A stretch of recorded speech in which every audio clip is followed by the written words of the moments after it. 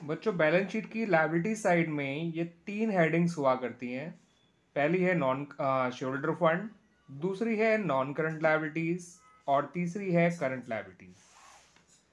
इन तीनों हेडिंग्स को ऐड कर दीजिए, आंसर आएगा टोटल एसेट्स। टोटल एसेट्स का ये या टोटल लायबिलिटीज बात एक ही होती है, बिकॉज बैलेंस शीट की दोनों साइड्स का टोटल तो बराबर ही होता है। ऐसे ही एसेट साइड्स में दो हेडिंग होती हैं, नॉन करंट एसेट और करंट एसेट्स।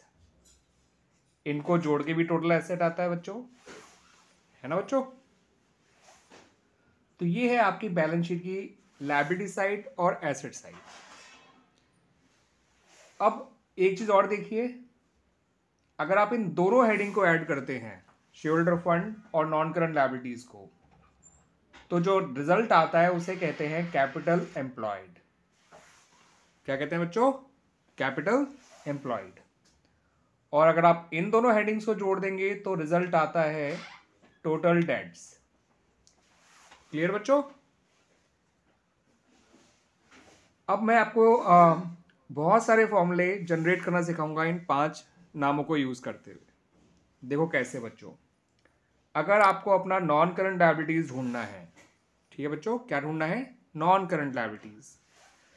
तो आप कैपिटल एम्प्लॉयड में से शेयरहोल्डर फंड हटा सकते हैं। आपको साफ साफ नजर भी आ रहा है, देख लीजिए। कैपिटल एम्प्लॉयड में से शेयरहोल्डर फंड हटा दीजिए, है ना।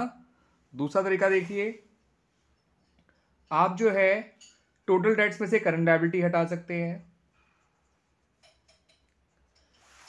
ठीक है बच्चों। और तीसरा तरीका ये है कि आप टोटल एसेट्स में से शेयरहोल्डर फंड और करंट लायबिलिटी दोनों हटा सकते हैं। ये तो फॉर्मूला हो गया नॉन करंट लायबिलिटी निकालने का। 3 फॉर्मूले बना दिए बच्चों, देखो इससे। ऐसे ही हम करंट लायबिलिटी बनाने के भी 3 फॉर्मूले यूज कर सकते हैं यहाँ पे। वो कैसे?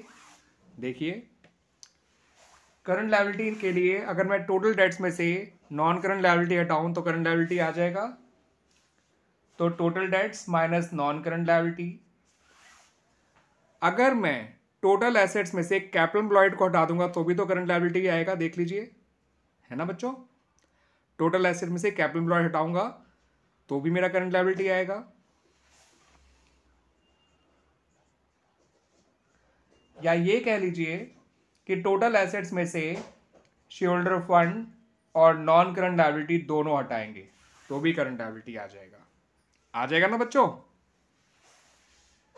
ऐसे ही मैं देखिए शेयरहोल्डर फंड भी किन किन फॉर्मूलों से निकाल सकता हूं, यहां पर इन्हीं का यूज करते हुए। कैपिटल एम्प्लॉयड इन दोनों को मिला के बना है। अगर मैं कैपिटल एम्प्लॉयड में से नॉन करंट लायबिलिटी हटा दूं तो शेयरहोल्डर फंड आ जाएगा।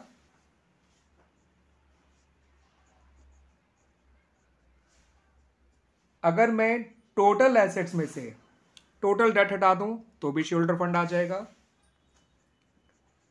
या फिर ये कहिए कि टोटल एसेट्स में से मैं नॉन करंट लायबिलिटी और करंट लायबिलिटी दोनों हटा दूं तो भी शेयरहोल्डर फंड आ जाएगा। ठीक है बच्चों। अब कैपिटल एम्प्लॉयड का तो एक फॉर्मूला मेरे को पता है ही बच्चों कि shareholder fund plus non current liability. और भी कैसे आ सकता है वो देखिए। अगर मैं टोटल एसेट्स में से केवल करंट लायबिलिटी हटा दूं तो भी तो कैपिटल एम्प्लॉयड के बराबर ही आना चाहिए, है ना बच्चों। तो एक फॉर्मूला इसका ये बन गया, total assets minus current liabilities.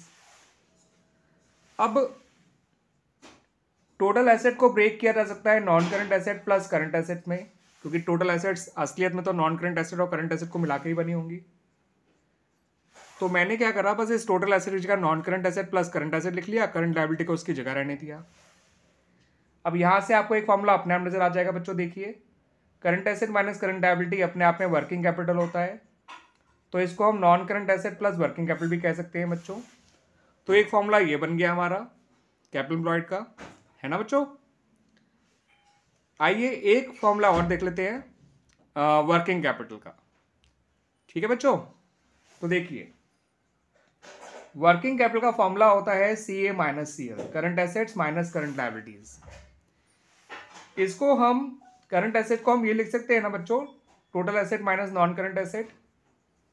Minus current liabilities. कोई करंट एसेट जो होती है वो टोटल एसेट में से नॉन करंट एसेट हटा के ही तो आती हैं। और टोटल एसेट को लायबिलिटी साइड के पॉइंट ऑफ व्यू से 3 उसमें डिवाइड किया जा सकता है।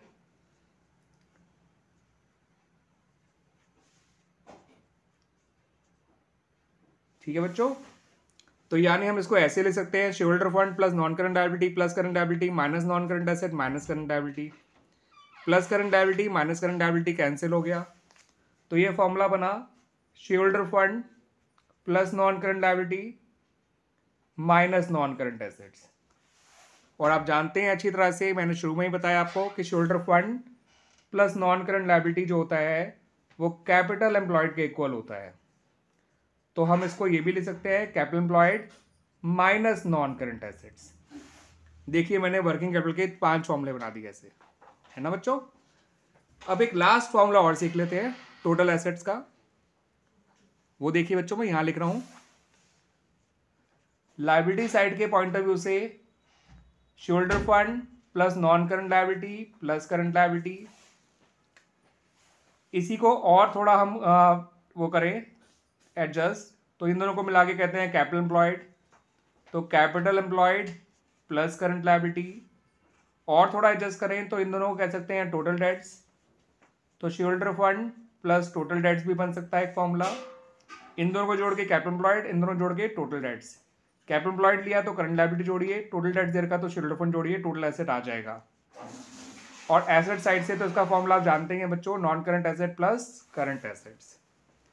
तो इस तरह से ये देखिए बच्चों, हमने इतने सारे फॉर्मूले बना दिए सिर्फ इस बैलेंस शीट के इन 5 नामों को यूज करते हुए, है ना बच्चों। तो ये वीडियो आपको बहुत हेल्प करेगा वाइल फाइंडिंग आउट और वाइल कैलकुलेटिंग सॉल्वेंसी रेशियोज, जिसमें debt to equity ratio, total asset to debt ratio, proprietary ratio, as well as आपका debt to total fund ratio, ठीक है बच्चों, या debt to capital employed ratio, ठीक है बच्चों। ये सब फॉर्मूले आपको बहुत हेल्प करेंगे आपके सॉल्वेंसी रेशियोज में, और कुछ हद तक आपका लिक्विडिटी रेशियोज में भी करेंगे, ठीक है, जिसमें आप करंट रेशियो और क्विक रेशियो भी निकालते हो। उम्मीद करता हूँ ये वीडियो आपको बहुत बहुत हेल्पफुल होगा बच्चों आपके अकाउंटिंग रेशियोज चैप्टर में। थैंक यू बच्चों।